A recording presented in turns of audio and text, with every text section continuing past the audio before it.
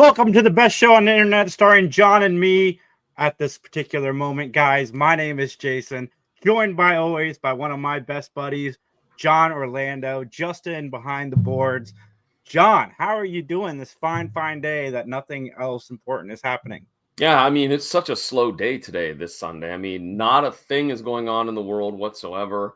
I mean, it's nothing but cupcakes and teddy bears apparently out there. So I'm looking forward to the Kendrick Lamar concert we're going to get tonight, the little 12 to 13 minutes of that. But dude, I was at work the other day and somebody asked me if I was watching the Super Bowl, and I'm like, no, I'm not really into sports, but I am going to check out Kendrick. And oh no, I said no, but I'm going to check out the halftime show. And the person asked me, I swear to you, what do you want to watch? What are you looking forward to at halftime? I'm looking forward to the part where they talk about the game that I don't want to watch. That's the part of halftime that I'm looking forward to. No, it's the Kendrick concert, of course. But how are you, John? well, a little under the weather, but we're muscling through, we're pushing through. I've been sick most of the week, but I'm actually feeling better, even though I may not sound like my normal self, but I'm feeling better. So that's what counts. Yeah, happy Super Bowl Sunday to everybody, by the way, even though we're being a little facetious early on. But anyways, we're here hoping that being on a little bit earlier than anticipated, or as usual, I should say, that'll give us still a good crowd checking out this episode of Matlock, which we'll get into here in a moment. I don't want to spoil too many things here. I almost gave you an opinion on the episode, and I don't want to do that just yet. But I know Daniel and Liz will be here today because I told them both that we were going on early. And also, John, the word of the day for this episode is Frank is an overactor. That is what I've got for this episode of Matlock. Little spoiler for everybody out there. But what have you been watching? Anything fun? I watched something really cool today. I was just flipping around on YouTube, and I stumbled across the channel. The channel's called Rocky Watches Movies, and he did like a 20 things you didn't know about the Dukes of Hazzard. So I watched it, and I gotta say, well done to that dude, Rocky. There was some really cool stuff that I did not know about the show that he revealed in that countdown. So to me, the most shocking thing was that the General Lee was actually weighted down in the trunk, because when you would, you come and you'd hit the ramp to do the jump, you want the car to land with the rear wheels first. So heavy engine, in the front of a car, if you didn't have the trunk weighted down, it would just nosedive and like face plant. So they had to load up the trunk with all this weight so that when the stunt guys would take off, it would be up and down on the rear wheels, which I thought that was pretty cool. Nice. So, we do have a comment from our buddy Daniel. He's saying, "Hey, now, what's up, buddy? Glad to have you here tonight." Daniel was also on 3 Geeks last night as in the chat, and that was a lot of fun having you there, buddy. Thank you so much. And once I figure out how to make mods again, I will make you a mod for both shows. But hey, real quickly, Daniel, real quickly, I'm sorry. Earlier this week, I didn't respond to your Dallas message, but you said you were starting the season where it might go downhill. Jump the shark, as they say in the industry. I have to think back as to if I agree with you with your season. So you're going to have to let me know again what season that was that you were going to start watching. But I've never seen Dukes of Hazzard. Really? Yeah. No, as a kid, I loved it. Because it had, it had the everything what a little kid would want, like a fast car and cool jumps and, a neat story, if you will. Actually, it was based on a true story, actually. There was a dude in North Carolina that was like a moonshine runner, and he had a souped-up Chrysler, and he would outrun the cops. And ended up, he gave that up and became, I think, like a mechanic, if I remember correctly. He had a regular 9-to-5. But he actually was on one of the episodes in the first season as a crooked used car salesman. He had a cameo. So I thought that was pretty cool. That is cool. I'll have to check out that 20. I like watching those 10 things you didn't know about things that I've never seen, because I have a dream of one day being in a pop culture trivia contest, and I want all the knowledge in this head as I can humanly get. I don't know. Have you watched Pop Culture Jeopardy at all on Amazon Prime? No, I have not. Dude, me, you, and Justin should enter. Oh, okay. You have to be your team of 3. That's it. We could do it. Yeah, well, we could do it. I can get those answers right on that show. Colin Jost is the host. They use the actual Jeopardy stage. It's awesome. Well, Daniel's answering your question okay. right now, John. All right, Daniel, let's see. What is it? Finished up season 11 today and started 12. Season 11 cliffhanger had JR getting shot once again. Oh, yeah, I remember that. Because it kind of is lame. Like that worked also well, to be honest with you, what, like 10 seasons prior? Yeah. Lazy writing, people. Lazy writing. Well, it's the 12th season. I have not seen one episode of Dallas either. Oh man, you don't know what you're missing. Anyways, so what are you watching? John, you know with me that is a loaded question. It is. I am absolutely adoring Dexter Original Sin. Episode 9 just aired. We're getting the finale this week. My friend Autumn and I are going to do a series review on that at the end of the week. I'm watching that. I'm watching, all the law shows that I watch. Shark Tank. I watch everything, John. Everything. If it is on TV, I watch it. Nah, I don't know. There's some things I bet I can name. Come on, let me guess 3 things and see if you would watch them or not. You got to be honest, okay? They can't be reality shows because I don't watch those. Other than the flip off with Torek, Christina, and his current wife. It's him and his current wife versus his ex-wife on who can flip a house better. You know what? I find both of them to be repulsive. I when they had their old show, I used to hope that they would come in over budget. I'm like, I hope they lose their rear ends on this house because they deserve it because they're disgusting people. I don't know. I find them entertaining, but I'm like that with game shows, with everything. I like to see people fail. I don't know what that says about me, but I don't know if you've ever watched the show The Wall when people would get greedy and go for it, even though they have a nice little nest egg that they can walk away with. I always would just laugh because, you did this to yourself. Yeah, no, I get you on that. I just those two annoyed me to no end. Like of all the reality show hosts, especially HGTV hosts, those two annoyed me the most. I couldn't stand them. Max and I went and saw Love Hurts with Ki Hugh Kwan, and it had a property brother in it that made me think of that. But that movie was a lot of fun. Really? Okay. Yeah. Very campy, but fun. Okay. Campy. All right. Cool deal. All right. Well, are you ready to talk about this episode of Matlock? Hi, John. I've been ready since I watched it twice. Wow, you are dedicated. All right. Well, with that then, ladies and gentlemen, let's not waste any time. Let's get on in. Let's try that again. I said, let's go ahead and get ready to jump into our opening statements. All right. The title of this episode is called The Defense, and its original air date is December 6th, 1991. We have 3 guest stars, one of which you've already mentioned, but we'll talk a little more about him in a minute. Let's go with the most notable.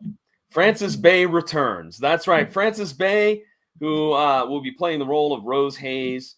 We all know her and love her as Grandma in Happy Gilmore, Aunt Barbara in Blue Velvet, Thelma in Inspector Gadget, Dottie in The Wedding Planner, Aunt Ginny on the TV show The Middle, Mrs. Finch on The Uglies, Mrs. Pickman in the movie In the Mouth of Madness, and she played Samantha Bergstrom in The Trial, which was season 5, episode 19. It's the one with the crooked prosecutor, and she had stuff being sent to her mother down in Savannah, and I think it was Conrad that went down and talked to her, or maybe it was Michelle. But Frances Bay returning. So anything that you want to mention about fond memories of Mrs. Bay or whatnot? No, just that I absolutely love her. And I am so glad she lived 20 more years after filming this episode. Yeah. So let's move on to Andrew Robinson. He plays the role of Frank Hayes. You may know him as Garak on Star Trek Deep Space Nine, Larry in Hellraiser, Sergeant Bachnick in Child's Play 3. He was the killer in Dirty Harry. No, that was his role, the killer. Admiral Thomas Cly on Jag. Pumpkinhead 2, Blood Wings. He was Sean Braddock, and he also was Frank Ryan on Ryan's Hope. So, Mr. Robinson has quite a career. Anything you want to touch base on? He was in a lot of horror movies. I did like him in Hellraiser. I don't remember him particularly in Child's Play. And this, he is overacting like to no end. I don't remember if he did that in other stuff, but in this, it's definitely he's bringing it. See, I didn't think he was that bad overacting. I thought he actually did. Come on. Oh man, it was real bad. Maybe there that one scene where he goes, "You're a slut." That was a little bit over the top. All right, our last guest star is a gentleman named David Kaufman, who, for the love of God, looks exactly like Scott Wolf back from Party of Five. All right. But David Kaufman, he will be playing the role of Danny Hayes, and he has an amazing career of just doing voiceover acting for various different animated projects, such as Danny Phantom and all the Danny Phantom side projects. He was Jack and Goldie and the Bear. He had several different roles on Doc McStuffins. He was Johnny Storm in Avengers, Earth's Mightiest Heroes. Gary Wyman on The Mentalist. That's one of his roles that's not a voiceover. Aldrin on The Buzz on Maggie, and Stuart Little in Stuart Little. So this guy, man, he found a niche and he stuck to it, didn't he?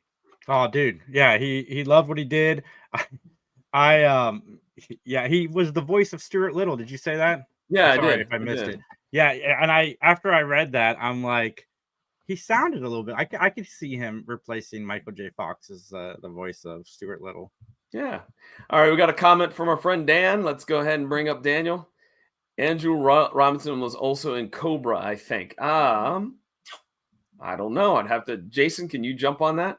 No, because I have the loud keyboard in front of me right now. Oh, I will make everybody go deaf if I start typing. But Cobra is such a badass movie. He's chewing on the matchstick at the beginning while he's in the grocery store. I love that Stallone movie. Do you know it was originally supposed to be Beverly Hills Cop? Mm-hmm. Like the script was really for Beverly Hills Cop, and it wasn't lighthearted enough for what the studio wanted. So they went back and did another revision of it, but Stallone liked it and he ended up keeping it. By the way, ladies and gentlemen, Jason's loud keyboard on his backup computer. It's loud. Mm. Like, go ahead, give a sample. Just go ahead. Just quick sample. No, I don't want to, because I don't want to make people go deaf. I think that sound is annoying and awful, and I'm not going to be a subject to spreading it around the internet. People do not want to hear that. They've got headphones on. They're listening to us. And Liz is watching us right now. She's trying to crochet and knit, and we can't scare her when she's playing with the needle. That's true. Justin, thank you very much. He picked up the slack for us, and he said, yes, he was in Cobra. So Andrew Robinson in Cobra. All right. And Jason, it's about that time for me to ask the magical question. The question that I ask you every time we do this show. Are you willing to give your opinion, solely your opinion, and only your opinion, so help you? I do, John. So let's testify! Testify!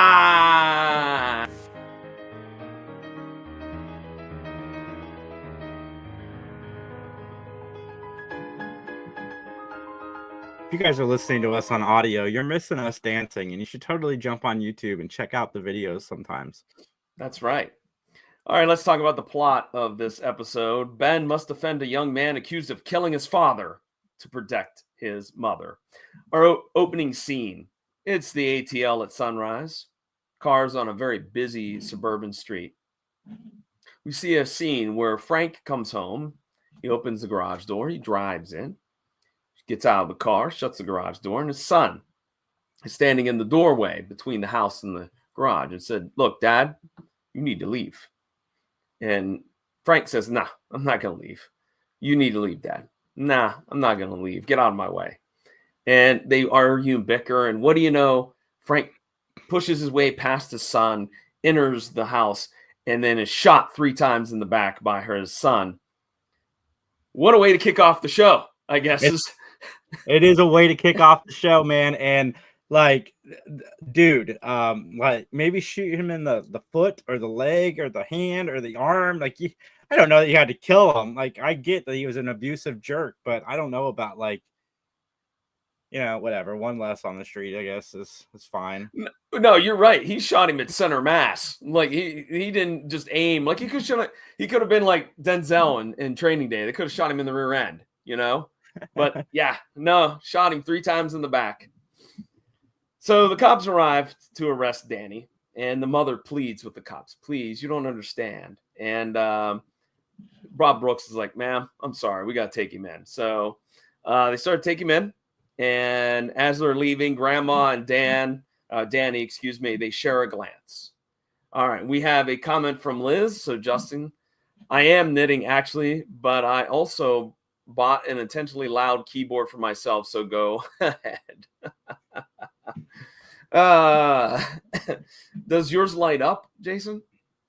No.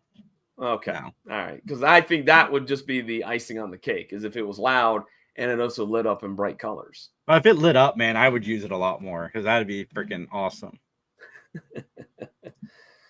So we go to a scene at Ben's house.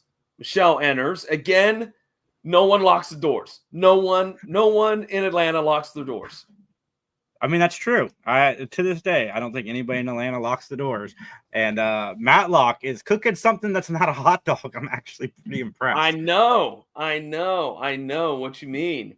In fact, Michelle and Ben banter about his dinner choice.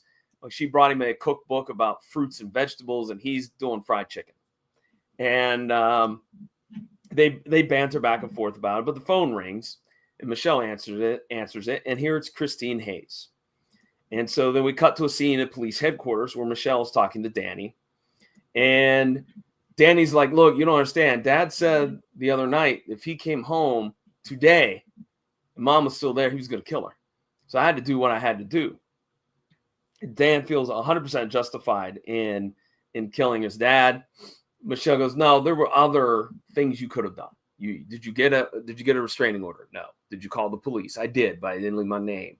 Couldn't you get your mom to move out of the house? No, I couldn't." So basically, it looks like Danny's kind of screwed, for lack of a better term. He does ask Michelle to tell Grandma sorry. And again, that kind of drives home this like strong link between the two of them.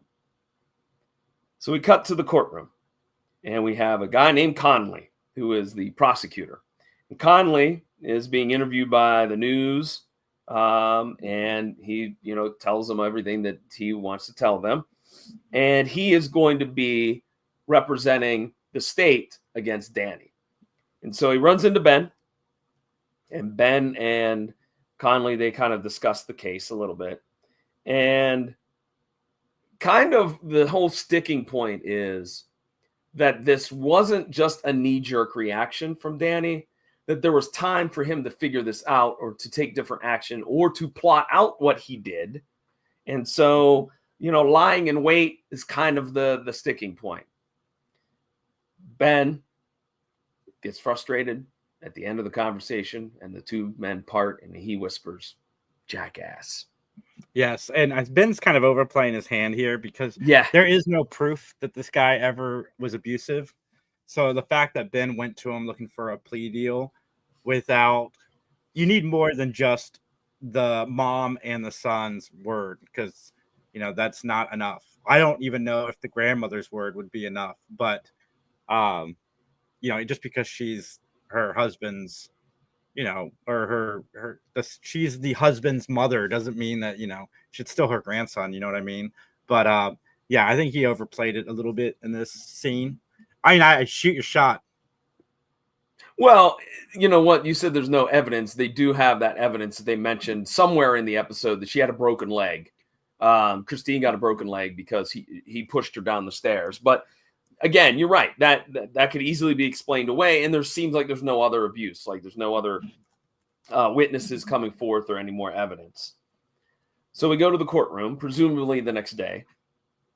Conley is making a very dramatic opening statement, only followed by Ben's equally as dramatic opening statements. I mean, these guys, they were pulling out all the stops for this. Mm-hmm. They should get an award for great acting. So we go back to Ben's house. And Ben and Danny are talking about the case and how Danny feels about things. And, you know, if he'd just called the cops and there'd be a paper trail. The whole time, though, Ben keeps going, eat your pie, eat your pie, eat your pie. Then I actually wrote down, Danny, eat your damn pie. Like, it just got so annoying because he didn't want to eat. He's stressed out. I mean, he just killed his father, even though he was an abusive jerk. But I mean, that still would weigh on you, I think, especially if you're not psychotic. So we go back to the courtroom where a guy named Mr. Blissing is put on the stand. And a guy, I should say, a young man, because he doesn't look more than 20, 21 years old. And he talks about a fight that he got into in high school with Danny. And Danny basically thought he stole an expensive gold pen, which he didn't. It was later found in Danny's car. But Danny ended up punching him and cracking a tooth. Upon cross-examination, though, Ben's like, did you ever get in another fight with Danny? He was like, yeah. Why is that? Because I hit on his girlfriend and they got into a tussle there. So, again, it shows that Danny does have that bad temper, but he's not the aggressor when it comes to certain things. Yeah. Okay. I got to tell you that I love Sam Parker.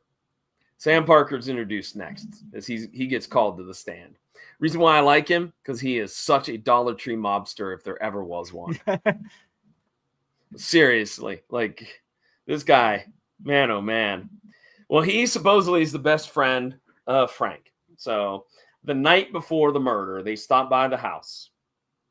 And Christine comes out and is like, hey, what are you doing here? You're not supposed to be here. And he's like, well, I missed you. I wanted to drop off some flowers, blah, blah, blah, blah.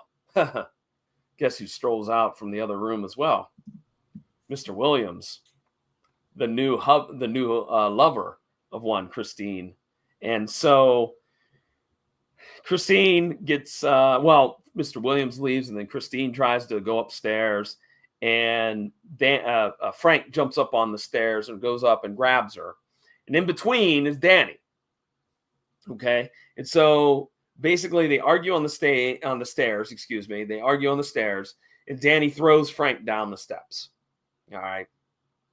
And so this is where if you're not out of here by tomorrow, I'm going to kill you. That's where the statement comes in. Yeah. Well, I first noticed the overacting, but, I mean, it's his drinking buddy. Like, his drinking buddy is not going to say anything mean about his friend.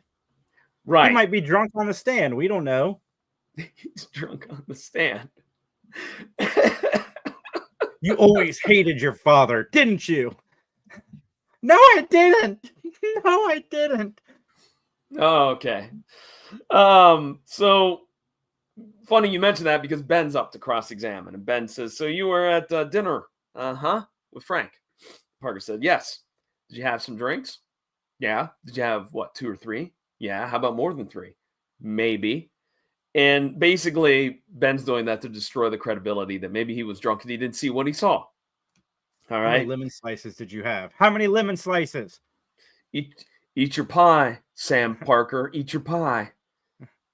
And also, too, Ben does this line of questioning about how many times Sam and his wife hung out with, of course, Christine and Frank. And he was like, well, not that often. And so painting a picture that this guy's really not as close of a friend as he claims to be.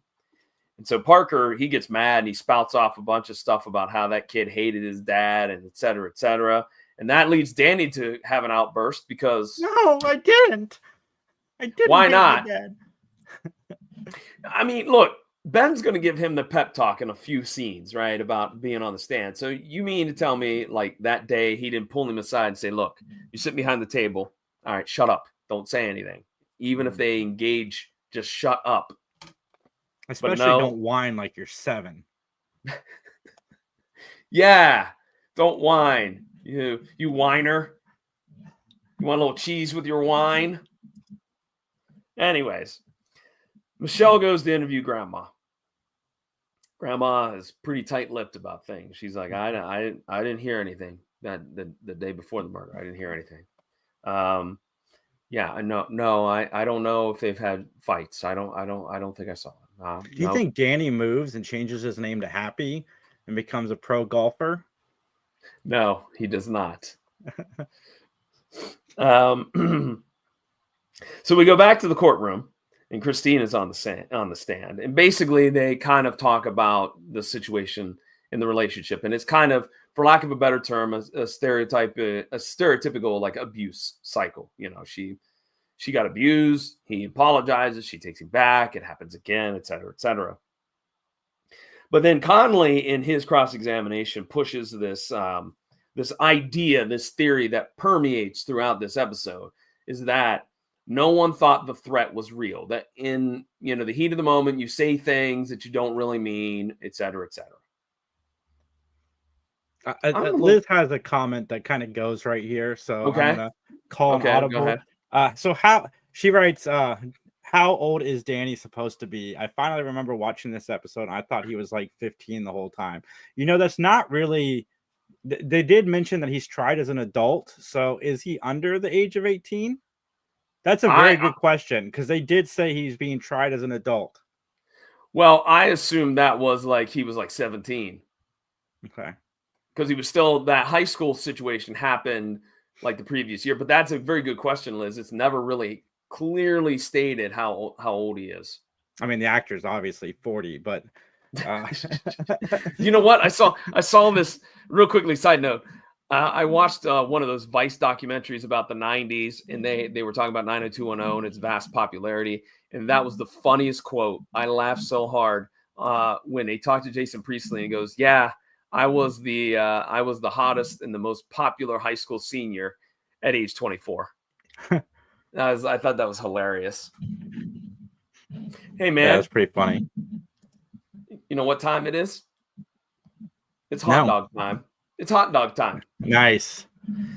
We should turn that into a drinking game. Every time Ben has a hot dog, take a shot. Well, Ben and Danny, they talk about the strategy for putting Danny on the stand, because Ben feels like he has to, right? So Ben runs down, look, they're going to do this, they're going to do that. You can't lose your temper. You just gotta maintain focus and tell the truth. Within seconds of this speech, this dummy, Danny, gets all bent out of shape over something super easy and super simple to solve, and he gets really mad about it. And it's like, that's what Ben's telling you not to do, dummy. Yeah, absolutely. By the way, I think I failed. It's in my notes. Yeah, it is. It's over here in the margin, that when they talk about the night before the murder, there are these weird cutaway scenes that are kind of jarring. I did not like them. I thought that they could have done it a different way. They could have done it a little bit smoother in doing the flashback cutaways, but this just kind of, to me, I didn't dig it. I don't know if it was just me or what. Did they bother you or no? No, not really. I don't want to spill my hand on this episode, but I actually enjoyed this episode for the most part. Okay. All right. So Danny's on the stand, and he testifies about Frank and Sam Parker stopping by the house. And again, it's the same scenario where Mr. Williams comes out, and then Frank gets really mad, and rightfully so. Okay. He should be upset that the fact that his wife, who they're not even divorced yet, they're still technically married, is hanging out with another dude, right? But then Danny, and Frank and Christine, they're all on the stairs again, arguing and bickering. And this time, Frank misses punching Danny and tumbles down the steps. And then he says, "If you're not out of here tomorrow, if you and your clothes are not out of here tomorrow, I'm going to kill you." I wrote down, why does he just say clothing? Like, that's it? Like, she doesn't get to take anything else, just your clothing. That's it. That's all you need to take. Man, if overacting was a category at the Emmys, this guy would clean up. Speaking of awards, oh my God, I can't believe I didn't mention this at the top of the show. Kathy Bates won for Matlock for the Critics' Choice Awards. Oh, did she? Yes. Okay, good. which is wild. I mean, they haven't even finished the season yet, and she's already winning awards. But I know. I mean, that's awesome. Yeah, I still have yet to watch this week's episode, so I haven't. I haven't watched this week's either. Yeah, did I? Maybe I did. I don't remember. Like I said, I watch a lot. You watch so much TV, you can't even keep it straight, dude. I really can't, John. We're thinking about doing I'm thinking about doing another 3 Geek show a week, like doing one where I can just talk about TV and just start jotting down what I'm watching. But yeah, no, I really need to do more with what I watch. Can't you do like a little spreadsheet on your phone of what you watch? I bought a notebook. Did I bought you it mean like me? Yeah, I bought it 3 months ago, and I've written down 3 things. Oh gosh, come on, man! Movies to review. I've done 2 of them. I still have 1 more to go. Okay, so let's get back to the issue at hand here, because Conley is going to come up, and he's going to paint a picture of how Frank wasn't around a lot. Danny, he wasn't there to play ball with you. He wasn't there to see you doing your sporting events, et cetera, et cetera. That made you angry, didn't it? It made you upset. You have resentment. You have resentment for your father. And of course, Conley gets Danny to do what Danny does, and that's lose his temper and spout off a bunch of stuff. See, I didn't think Danny was that bad. I thought that he did a pretty good job comparatively. Well, Michelle, we have a scene where she's talking with Rose and Christine, and of course Ben is there, and of course Danny, and oh, excuse me, I'm sorry, that's not correct. My bad. I read the wrong note. Sorry about that. Michelle does talk to Rose and Christine only, and she talks about how the jury has to be on their side, and they're not right now. And basically, Danny could end up with life in prison. So we go back to the courtroom, and Grandma Rose Hayes is on the stand. Rose has heard the fights between her son-in-law, her son and her daughter-in-law. Danny had told Rose about the abuse that he witnessed, and Christine told Rose about the abuse too. Rose was in the kitchen while this big kerfluffle happens in the living room the night before the murder. She didn't come out because she didn't want to hear it. And then it's revealed that indeed Rose's husband himself was an abusive son of a gun as well. He would beat on her. And so Rose heard the threats, and she was very afraid for Christine. And then this scene ends very abruptly, and I was like, wait, what? Isn't there any more? We're not going to follow up on that statement? And it just ends. It was very odd, very weird. So we're waiting for the verdict. This is where Ben, Danny, Michelle, Rose, and Christine are all waiting. They're just waiting. And then all of a sudden we're told that by the foreman, the verdict is in. So we come to the courtroom, and the jury finds Danny not guilty.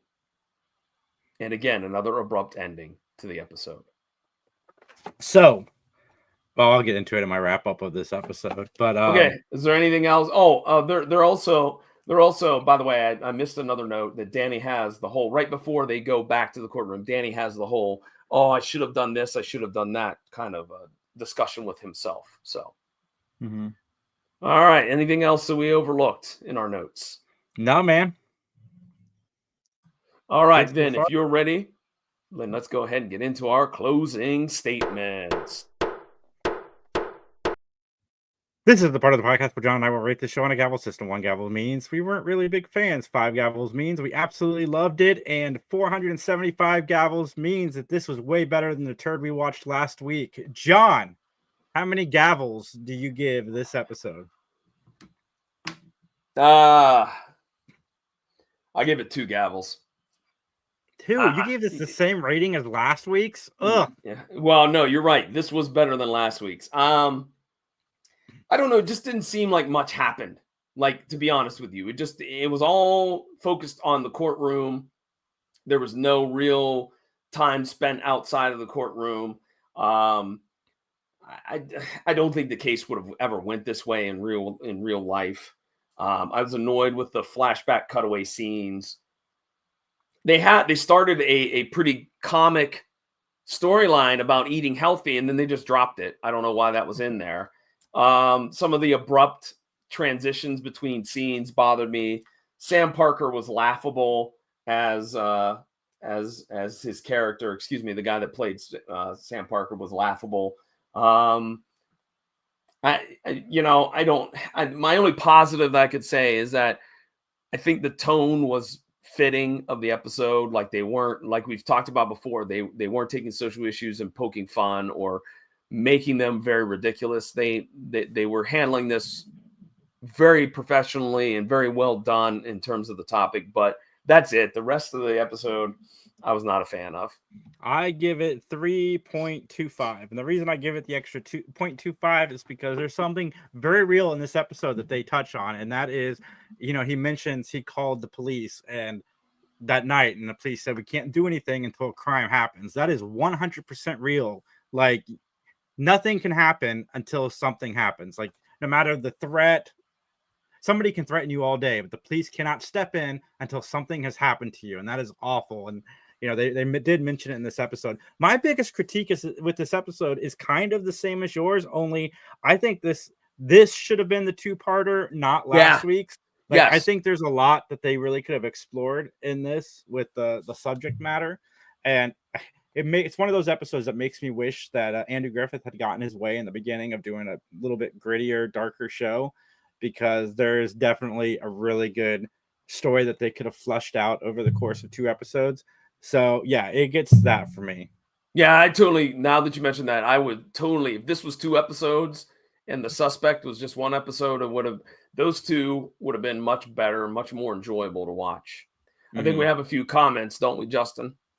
We do. He gives it 2 out of 5. Drunk Richard Christie's at the Super Bowl tonight. That is funny, Daniel. And then Liz says, I like that the flashbacks make absolutely everyone an unreliable narrator, but there's no real mystery to solve. Absolutely. And I mean, the art of the overacting by Frank in those flashbacks is just something that should be studied in film school across the country. Very well done. I hope to run into him someday. Is he still alive? I think he's still alive. I remember the only one that's passed away is the older lady, which again, I'm glad she lived 20 more years after this episode. Yeah. All right. Well, Jason, what's happening with the 3 Geeks podcast? Oh my God, so much. I have kind of learned to edit, and my shorts are not as good as Justin's, but they're starting to look a little Justin-esque, especially like Justin in the beginning. So I'm pretty happy about that. And we are doing really, really well, man. We 14,000 views on TikTok in the last 7 days, and we're at 31,000 views last 30 days on YouTube. So thank you everybody for the support, and it means a lot. At 3 Geeks Podcast, follow me at 3 Geeks J, and let's talk movies, because that's what I love to do. All right. Well, the PVD Cast is my own personal podcasting project. And right now, this week's episode is a recap of the Royal Rumble. Myself and the Pro Wrestling Pundit sit down to talk about the good, the bad, the ugly of the event. And you can find the PVD Cast at pvdcast.com or wherever you listen to your favorite podcasts. With that, shall we wrap this up just a little bit earlier so we can go watch some football? Oh, sorry, I fell asleep when you mentioned the word football. All right, you know what? I'm going to throw it out there. I know I can speak for Justin as well. Justin and I are fully behind Philadelphia. So I say go Taylor Swift. Get your second Super Bowl win. I'm looking forward to it. And I'm there for you, Taylor. It's your world. I'm just living in it. I'm glad you let me. You heart, Taylor. Am I doing it you right? And Travis Kelce. I'm hope you guys run away tonight and go to Vegas and get married. Am I doing the thing right? Is that? Yeah. Okay. I didn't know. Anyways. It's a heart. Okay. All right. With that, then, ladies and gentlemen, thank you very much, Liz. Thank you very much, Dan, for checking out the episode, and everyone else that's been watching. Thank you as much. We appreciate it. We know we're a little bit behind on the audio feeds. We're going to get caught up with that. Things have kind of got a little bit busy with us, and we did not get a chance to get those wrapped up. We're about 3 behind. So we'll get those to you quickly. But thanks again for everything. We really appreciate it. And as they say in court, all dark sea yarn, nothing further.